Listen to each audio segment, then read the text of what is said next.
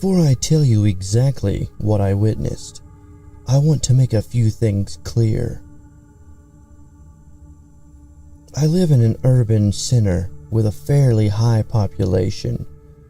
With a network of ravines throughout, there are all kinds of animals: skunks, raccoons, moles, squirrels, and even coyotes. These animals and more are easy to see if you spend a little time in the ravine. Nothing compares to what I've seen. It started with the missing posters. Whenever I took my dog for a walk, I would see missing cat posters, and I would see more each time I went out. Every day, I'd see the faces of lost cats plastered on every telephone pole I walked past. It was strange how many there were. Every day, a few more cats would go missing, and you'd have more crying kids, more worry in the community, and more missing posters. At the point that my neighbor's cat went missing, it was such a problem it became a local news story. Among the distraught former cat owners that were interviewed, there was my neighbor. She and I both had houses that backed onto the ravine. You could walk directly into the ravine from my backyard. Around 10 p.m., my neighbor let her cat out of the house to do her business. After only a minute of her cat walking around the backyard, a low growl and the sound of the cat in distress was heard in the pitch black yard. She grabbed a flashlight and ran out, only to discover blood drying in the dirt, leading into the ravine accompanied by tracks. Everyone figured it was coyotes. Everyone's assumption was confirmed when a lady went downstairs in the middle of the night to grab some food. She looked through her glass back door to see 4 yellow eyes staring back at her. 2 coyotes. The volume at which cats were disappearing was surprisingly growing every night. Most people kept a strict eye on their pets around that time, like they should. One night, I sat in a chair on my back porch late at night, letting my dog out. There's a chain link fence separating my backyard from the ravine with a gate. The hairs on the back of my neck stood up all of a sudden, and even though I hadn't seen or heard anything yet, I felt something. I sensed that something was there. I saw 2 yellow eyes, like the ones the lady saw behind the fence. They were staring directly at me. 2 more emerged from the ravine, finding their place next to the first pair. I heard a low growl, loud enough to be heard from my place on the porch. That's when I saw the 3rd set of eyes. Their color deviated from the yellowish coloring of the other animals, and I saw that they possessed a more orange color. This thing was impossibly tall. It must have stood at 9 feet, towering over the fence. My dog barked and whimpered, running to the back door, pawing and scratching it. I ran back inside with my dog, and I barely got any sleep that night. What the hell was that thing? Then a bloodhound went like the rest of the cats. This was surprising to most, and I figured there must be multiple coyotes hunting their prey at once. A bloodhound could probably put up a good fight. This brings me to what I experienced. My encounter happened in broad daylight.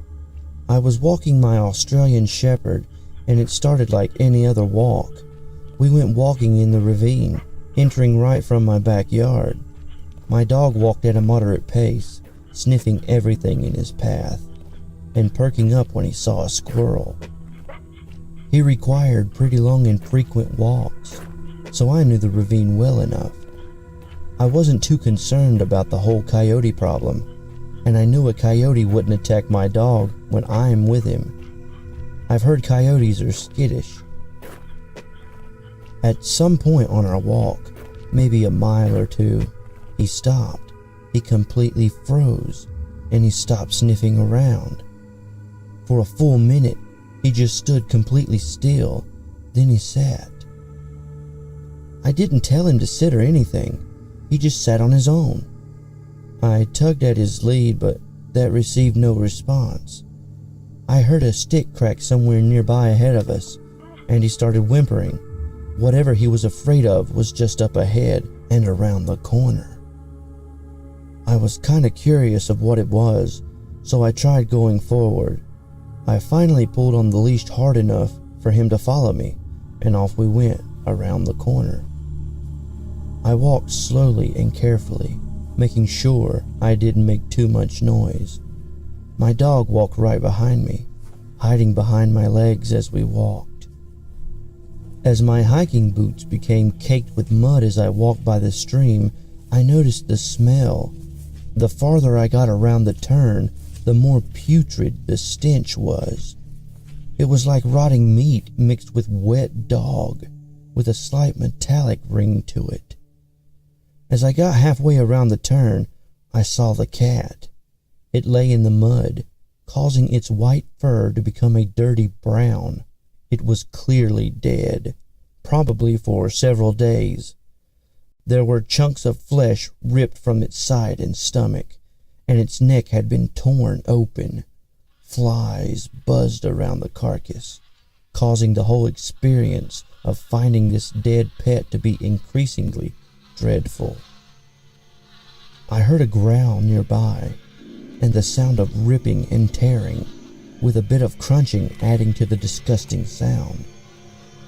I finished the turn, and I finally got a good look at the source of the noise, and the reason for the dead cat.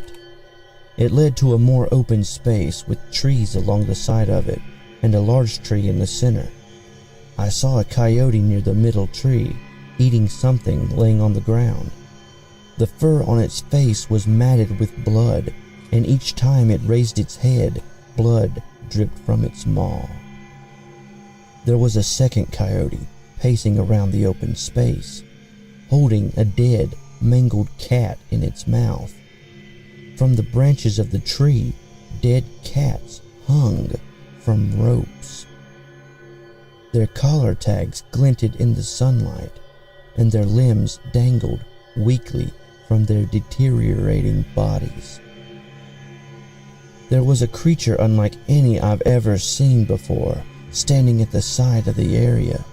It had black fur and gray spots on its chin.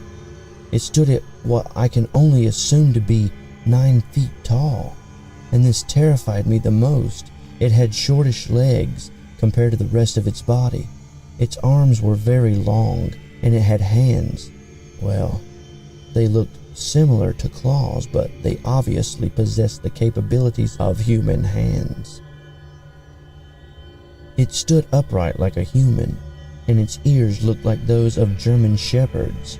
Its snout was long, and its mouth stretched into a mocking sneer. The thing grunted and stomped its foot into the ground, and the second coyote stopped pacing. It walked over to the thing and sat right in front of it, staring intently up at the creature. The tall dog-like creature bent down, picking up a long stick. The coyote continued staring, not breaking its focus. The creature snapped the stick into two and made a quick, growling sound. The coyote dropped the cat it had in its mouth and trotted off into the distance. The thing had just told the coyote to do something. It was like it had trained it. My dog was whimpering softly, and after I saw this, my mouth hung open, and I was disturbed. I snapped out of my trance, and my dog and I ran off in the direction of my house as fast as we could. This freakishly tall dog-like thing had coyotes doing its goddamn bidding. It had trained them to do commands, and that scares me.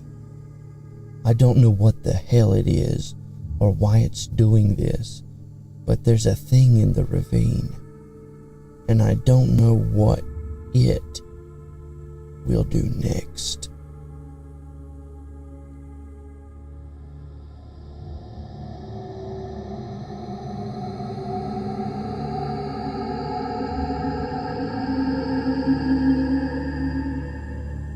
Hello, listener.